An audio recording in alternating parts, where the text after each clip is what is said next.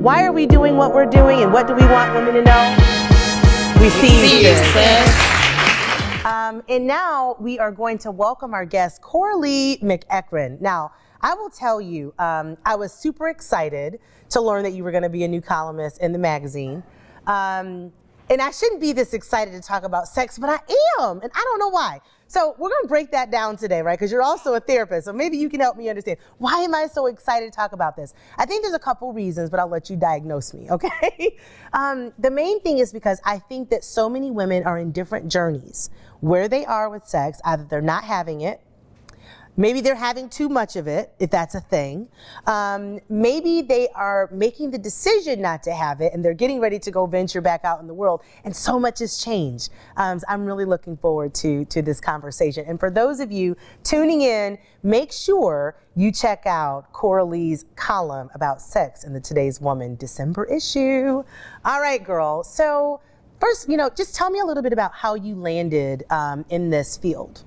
Yeah, and I'm laughing, but no diagnosing, because you and I are in armchairs together, sisters together, and so we get to be collaborative and just talk, which is lovely with sex. So for me, if you can imagine, I moved a lot growing up. I think I moved 4 places by the time I was 12, so that meant adapting, that meant being a chameleon a little bit, learning how to adjust to different environments. And my parents have a very strong marriage and bond. They're actually celebrating, I think, their 50th anniversary next year. Oh, and they're probably having a lot of sex. Who knows? Whatever it takes to keep the bond going. But I have one best friend from childhood. Besides that, it was starting over each time. And so I think I was like, once I just meet my life partner, like, I'll be good. And so it started from a place of, if I just know everything there is to know about love and sex, I'll be good. Or maybe I just learn about it before I ever do it, and then it will all work out. And so that's not exactly how it happened, but, of like just working out because you read about it. But that was the intent of, let me just learn, and maybe I'll feel safe, maybe I'll have opportunities, and really like a knowledge is power kind of hunger there. Okay, all right. Well, I'm gonna jump right in, okay? Sure. Complaints. Can we talk about complaints that you hear from women about sex? And if there's any fellas in the audience, just plug your ears. No, we're kidding. We want you to hear this. We need you to hear this. But talk about some of the complaints that you hear from women. Yeah, so for women or folks who identify as female, complaints that I hear a lot can range, a variety of different issues. It can be anything from pain related to sex, usually penetrative sex, but it can be a variety of things.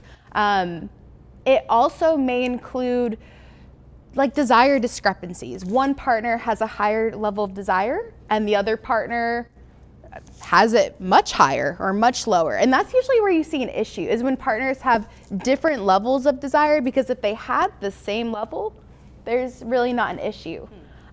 Sometimes women may also have body image issues and stuff from societal conditioning, or even ideas about what I'm supposed to do, how I'm supposed to act in the bedroom.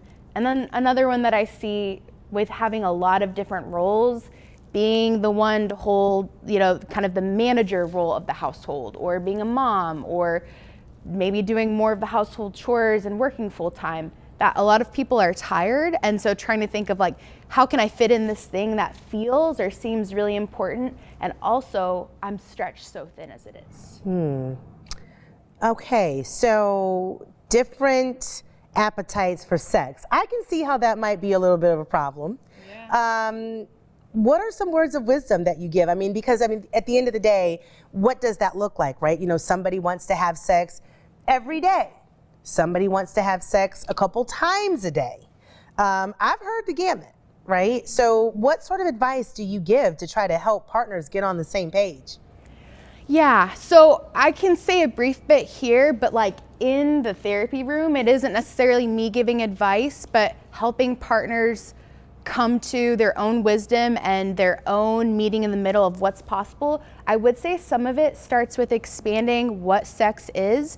Maybe I have an appetite for touch. Maybe I need to be cuddled. Maybe I need to be held. And so we have different ways of kind of filling that need that we have for connection. And sometimes it is sex, but sometimes it can include anything, you know, ranging from kissing, touching, holding each other naked, and really being creative and kind of smashing whatever expectations of what it has to look like to something that can work for both people. Awesome, awesome. All right. Well, one last question that I have as it relates to sex, and we'll have to leave some cliffhangers, because if you really want to know all that I want to know answers to, you've got to follow her column in Today's Woman magazine each month. But tell us, what do you think are some of the things that are happening in the bedrooms with Today's Woman now? Yeah, I think that Today's Woman has a lot more knowledge and a lot more permission to be able to have pleasure in the bedroom, that her needs matter, and also starting to get words and vocabulary to be able to talk about that, to say what she wants. And if she doesn't know yet, that there's resources here at Today's Woman or resources with her girlfriends that she can start to find out, and that her pleasure matters.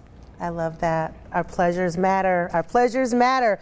All right. Well, it is time for us to wrap up and take a break. But on the other side of this break, we're going to meet with Jean West, a dear friend of mine, and we're going to talk parenting. Parenting today, parenting now, and how we're making it through.